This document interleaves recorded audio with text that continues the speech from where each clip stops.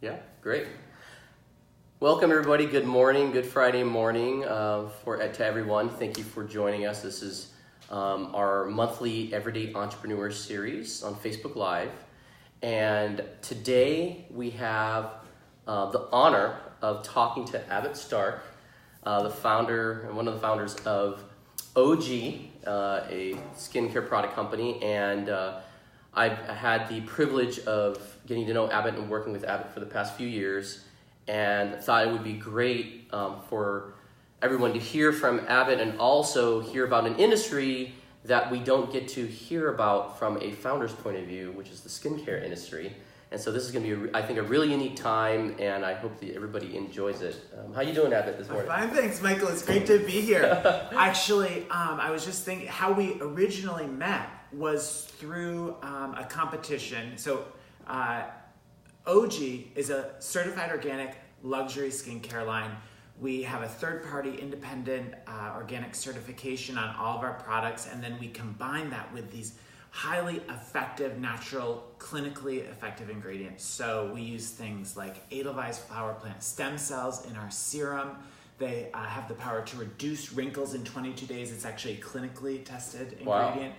So just that natural scientific efficacy. And we, early on, I think it was a couple of years ago now, a few years ago now, we pitched Ogee in the Launch VT business competition. So it's this like statewide call for the best businesses in Vermont to come and best new businesses in Vermont to come and pitch to a panel of expert investors. So they had not only venture capital investors there, but some of the leaders of the Vermont venture funds were on the judging panel.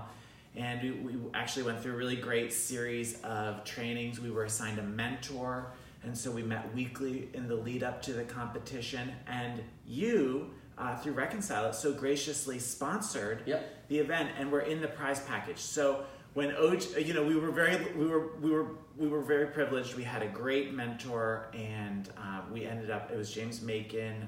He has a capital fund here in Vermont, and we ended up winning the first prize, which was $35,000 in cash prizes, and then $40,000 in in-kind services. And Reconcile It was one of those in-kind services. I would say that at the time, Ogee was still technically pre-launch. Right. So we hadn't yet sold our products into the market, but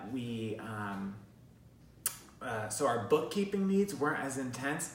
But we had you into the office, and we were like, okay, Michael, we're going to use them as a bookkeeper. That's great. Yeah. We ended up, thank goodness we established that when we did, because we launched later that year, and then our sales just took off, and having the bookkeeping has just been beyond. I mean, it's so much more than bookkeeping for us. You've really been a trusted advisor on a lot of our financial issues. That's great. Well, that's great to hear. We're so thankful for that. And that's really the history behind how we met. It's awesome. So important. Yeah, and one of the major ingredients in your product actually hails from my home state, Arizona, right? Oh, yeah. So right, Arizona, the province of Arizona, for Ogee, we have Michael and the jojoba seeds. So in all the Ogee products, we use organic jojoba oil, which is the one ingredient out there that's different than all the other oils, whether we're talking about argan, baobab, coconut, olive, almond, etc.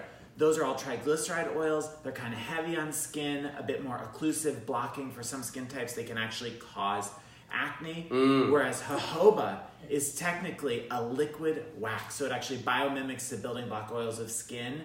It's clinically proven non-comedogenic, meaning it will not clog pores, and it also reduces wrinkles. So it's just like this amazing. It's in all of our products, the organic jojoba. Like all things from Arizona, we reduce wrinkles. Yeah, and we're light on the skin.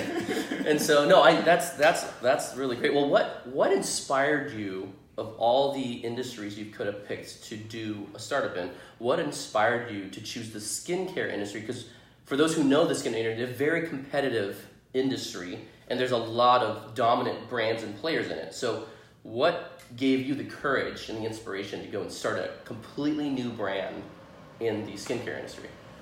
Well, I would say that I really hailed from the skincare industry. So before Ogee, for 10 years, I was working behind the scenes for some of the world's biggest brands. Oh, wow. Formulating, designing, and then we were producing their products here in Vermont. We had a lab with about 250 people where we were actually designing and making the products. So my role in that company was to help come up with the new product concepts. We would work with our lab on briefing them on formulations. They'd make a little formula at the bench, and then we'd take that out to the global marketing teams of some of these global brands. Wow. And in all that time, I actually got to travel around the world quite a bit, searching for the most effective ingredients, and then just shopping in the most luxurious places, whether that be Barney's, Bergdorf Goodman, Harrods, and Liberties of London. And with all the money that I had to spend on beauty products, and it was a lot, I was very privileged. I could not find products that aligned with my values around organic, which at home we kept an organic kitchen, and so much of what we put onto our skin is absorbed into the body that I really was trying to apply the same decisions and criteria for selecting beauty as I was for food. And I was looking for super clinically effective, high-end products that also met that organic and natural ethos, and I could not find them out there. So with that white space, I said, let's start a beauty company. I met my co-founder, Mark Rice, who had come from luxury fashion. Oh, great. Started the John Galliano brand in Paris, and then grew that up until they sold to Louis Vuitton Moet Hennessy, and Galliano became the principal designer for their flagship line called Christian Dior. So it was a huge, together we really brought that organic beauty and the luxury branding, and that was the genesis of Ogee. That's really, really great. So, if you guys heard that from Abbott, you were able to leverage your career experience, right, in the industry you were in, see an opportunity that wasn't there to meet your needs, and on the way you met your co-founder. Exactly. And so for those of you who are in a career right now who are thinking maybe you want to start a company, or maybe you think at the time I'm not an entrepreneur, well, Abbott's sitting there in a career in the skincare industry, meets his co-founder, didn't plan on that, and then you go and launch this new product and you have a co-founder ready and willing to work with you. That's really, really awesome. Tell us about your progress so far. You've launched a few years ago. Tell us the kind of the progress of Ogee so far and where you guys are at today. Well, it's funny. For everything that you hear out there that says you shouldn't time the markets, with Ogee, I would say we very much timed the market, because when I met Mark, it was 2010, and we exchanged some business plans. But at the time, we were still recovering from the economic crisis of 2008, and it just wasn't a great time to launch a new brand. So we said, let's put this on hold for a little while. I think I have more to learn in my current role, and sort of irons in the fire that I'd like to see come to fruition. And but then it was Christmas Eve 2013. We called Mark and we said, let's start this business. And he came over. He was in Bali at the time. He came over, and I would say it was a nights and weekends project, a passion project at first. We were working on developing our name, our deciding exactly our positioning in the market, and we tapped into a lot of great free resources that were available to us out there. We immediately started calling people that we knew in the industry and said, hey, we have this idea. We've put together it was like a 10-page PowerPoint presentation. And started showing that to folks. It was rough. It was a really rough presentation when you look at it now.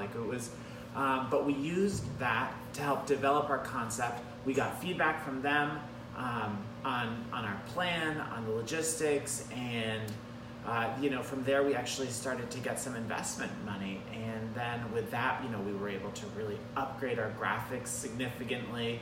And every time we would show a new person our business plan, we were able to get feedback, incorporate that feedback, and really upgrade the experience for the next person to see the presentation. And I always say, pitch everyone and pitch often. And that's your family, that's your friends. Just share with them what you're doing. And oftentimes I want to bring out my iPhone and just say, look at this huge screen. We have these very powerful computers in our pockets now, Right. where you can just show everybody, like right on the spot. You can just flip through a little PowerPoint PDF on your phone, and so I just keeping the communication really open and out there about the brand was sort of how we really got it off the ground. That's really great. I feel like that was the answer. Yeah, no, that's really, really great. Now, I've had the privilege of working closely with one of your family members, your brother, Alex, who is also involved with the business. For those in our audience who are watching who are thinking about going into business with a family member, maybe starting a company with a sibling,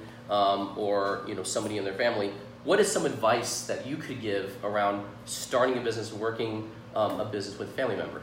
Yeah, I would say that in my previous life, I was working at a company that was actually owned by two brothers. Ah. So I had seen their interactions, and I actually was a little, I really, I enjoyed my brother and I. We were very different growing up, but he was like sports and I was like Barbie. those were so I was really, it was. And he, today, how that's evolved and how we operate in the company is that he is really operations, logistics, and he's our chief operations officer, actually. And my role is really more on the product design side and the marketing and, doing makeovers and makeup applications. And so we're still able to pursue the areas of the business that we're drawn to.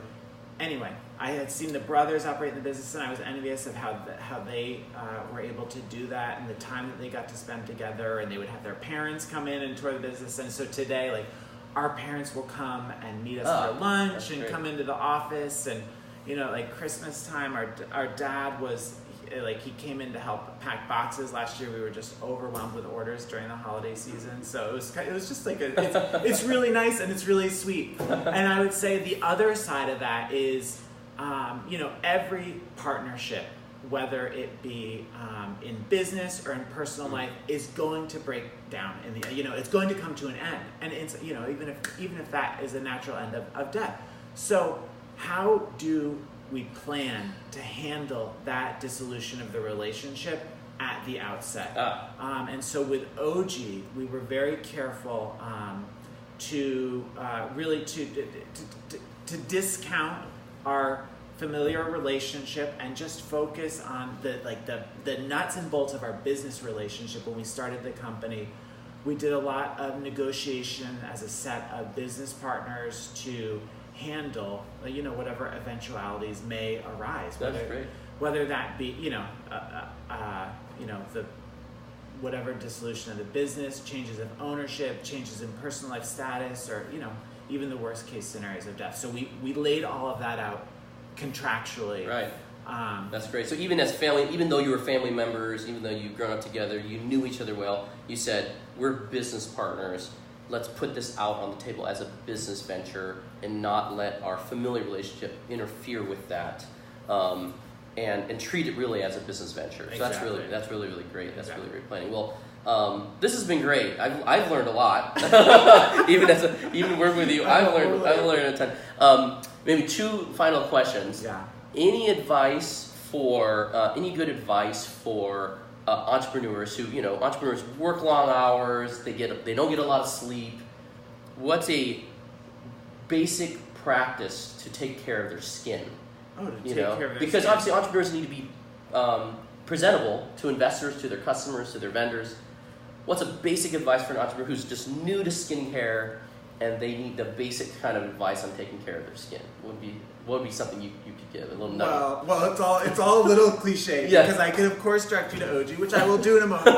I'll say that to your point, people's bodies, our minds, our skin, we're going to do better if we are getting enough rest, if we're drinking enough water, not drinking too much coffee, and all of those things are they can be challenging. As you know too, as an entrepreneur with a growing company. I would say that, but to the extent that we can focus on those, keeping healthy, exercising, you'll just get all the benefits for the mind and body. So to the extent that you can do those basics, Okay. I would say go for it. And then, of course, I would say moisturize. Great. Moisturize. Okay. And we have some great products for that, of course, at Ogee. Our jojoba Restore Face Oil is that pure organic jojoba seed that I mentioned. It supplements the natural oils of skin. It biomimics the building block oils of skin. So you can check that out on our website at ogee.com. That's great. We just launched some new products there. Our sculpted lip oil tints based on our sculpted lip oil. They're, it seems like we're like, are we really coming into the holiday season? But it's, we are coming into. You're already the holidays, launching for that. back You're to preparing school, for that. It's Yeah. dry skin season, so That's it's a great time to shop Ogee. Okay, and then one final question is for those in our audience watching that are thinking about starting their first business. What's one piece of advice you can give to somebody that was like you in their career and had an idea and is wanting to start? What's kind of one piece of advice you could give them? One piece of advice that I would give to anybody new starting a company, just like we connected with you through the entrepreneurial ecosystem here, it's really share your company. And sometimes I say pitch often. It's just pitch to everyone, pitch often. That's usually what I say. No matter what your business is, whether you have a service company and you're looking for customers, you have a new brand and you want to get the word out there about it, you're raising investor financing, it's all about just sharing that idea with folks and getting their feedback and just keeping the word out there. So, and it's, talking is free. Right. So costs no money. Right? Talking costs no money. So it's I would just encourage people to really get their ideas out there right away. We found that a lot of particularly a lot of women are slower to start their own businesses because they're the trend is that they tend to be a little bit more slow and methodical in the development. They don't want to put something out there that isn't isn't 100% complete. And I would say just push through that wall and gals, get out there with your business plans and start sharing them with folks and tell people about it, because we really need more female entrepreneurs in the space. That's great. Awesome. That's great advice, Evan. Thank you so much. I've enjoyed this time. I hope you have too. Thank you for joining us, and we hope to see you next month as we do another interview with a great entrepreneur. Thank you.